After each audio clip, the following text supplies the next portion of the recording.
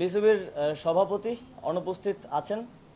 অবশ্যই একটা ফেডারেশনকে ওয়ার্ক করতে হইলে তার সবগুলো অর্গান ঠিকভাবে ভালোভাবে কাজ করতে হয়। সভাপতির মতো গুরুত্বপূর্ণ দায়িত্বে যিনি আছেন তিনি অনুপস্থিত আছেন। কিন্তু বিসিবি যেহেতু একটা অটোনমাস ফেডারেশন আইসিসির অধীনে, তো এই বিষয়ে আমরা সিদ্ধান্ত নিতে পারবো না। আমরা সাজেস্ট করেছি যারা বিসিবির ডাইরেক্টরস আছেন তারা এই বিষয়ে লিগ্যালি কিভাবে আইসিসির লিগ্যাল ফ্রেমওয়ার্কের মধ্য থেকে কিভাবে এই বিষয়টি সমাধান করা যায় এবং অন্তর্বর্তীকালীন সময়ের জন্য কাউকে নিয়োগ করা যায় কিনা সে বিষয়ে তারা আমাদেরকে পরবর্তীতে রিপোর্ট করবেন এবং এ বিষয়ে আমরা প্রসিজারটা চালু রাখব। তো এই তিনটি সিদ্ধান্ত কিংবা প্রসেস যাই বলেন আজকে আমরা উপনীত হতে পেরেছি এবং সামনে আরও আজকে আমি সময় দিতে পারছি না, কারণ আমাদের আপনারা জানেন প্রধান বিচারপতির শপথ গ্রহণ অনুষ্ঠান আছে। তো আমরা আরও বিস্তারিত কথা বলবো, আমি আবার এসে হয়তো আরও বিস্তারিত কিছু বিষয়ে সিদ্ধান্ত আমরা নিতে পারবো। আপনাদের কোনো প্রশ্ন থাকলে। আপনি বাংলাদেশ ক্রিকেট বোর্ডের কথা বললেন যে বাংলাদেশ ক্রিকেট বোর্ড আপনার অটোনমাস বডি বা একটু যদি আইসিসি নিষেধাজ্ঞার একটা বিষয় আছে। বাংলাদেশ ফুটবল ফেডারেশনের সেম জিনিসটা আছে। বাংলাদেশ ফুটবল ফেডারেশন আপনার দলীয় কর্মী বা সভাপতি কোশ্চেনেবল আছে। অন্যান্য ক্রীড়া ফেডারেশনেও কিন্তু আপনার দলীয় নেতা কর্মী বা আওয়ামী লীগের অনেকেই ভালো ভালো বড় বড় পোস্টে আছে।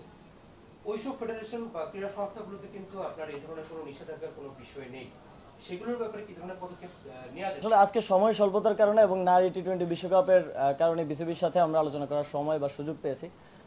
বাকি ফেডারেশনগুলোর সাথে আমরা পর্যায়ক্রমে আলোচনার ভিত্তিতে এই বিষয়গুলোতে তাদেরকে সাজেশন দেওয়ার থাকলে সাজেশন দেবো এবং অবশ্যই লিগ্যাল ফ্রেমওয়ার্কের ভিত্তিতে কাজগুলো করতে হবে। যেহেতু অটোনমাস প্রত্যেকটা বডি আমাদেরকে প্রসেস ফলো করতে হবে। যে কোনো পরিবর্তনের ক্ষেত্রে পরিবর্তন আমরা অবশ্যই করার জন্য তাদেরকে সাজেস্ট করব, কিন্তু প্রসেসটা ফলো করাটা জরুরি।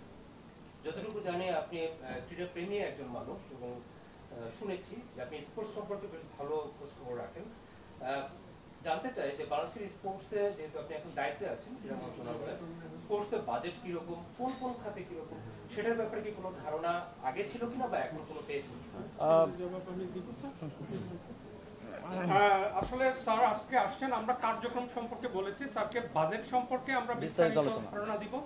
আপনাদের অবগতির জন্য জানাচ্ছি গত অর্থ বছরে আমাদের 1309 কোটি টাকা বাজেট ছিল। এবার সব যুব এবং ক্রীড়া মিলে 2111 কোটি টাকা, 2211 কোটি টাকা আছে। তার মধ্যে আসলে গত বছরের যে বৃদ্ধি, এই বৃদ্ধিটা আপনারা অনেক মিডিয়ায় বলেছেন যে ক্রীড়া ক্ষেত্রে বেড়েছে, এটা বাড়েনি। 700 কোটি টাকা আসলে আমাদের যুবর একটা আর্ন প্রজেক্ট আছে ওয়ার্ল্ড ব্যাংকের, সেখানে 700 কোটি টাকা আসার ফলে এটি বেড়েছে। এছাড়া যে নর্মাল বৃদ্ধি সেটা 10%-এর নিচেই আছে। আমরা মাননীয় উপদেষ্টা মহোদয়কে বাজেট নিয়ে টোটাল ব্রিফ করব এবং আমাদের বাজেট আরো এক্সপেডাইট করার জন্য পরবর্তীতে বাড়ানোর জন্য, ক্রীড়া ক্ষেত্রে ভূমিকা রাখা বা সাফল্য পাওয়ার জন্য সেটা ইনশাল্লাহ আমরা চেষ্টা করে যাব। ধন্যবাদ সবাইকে।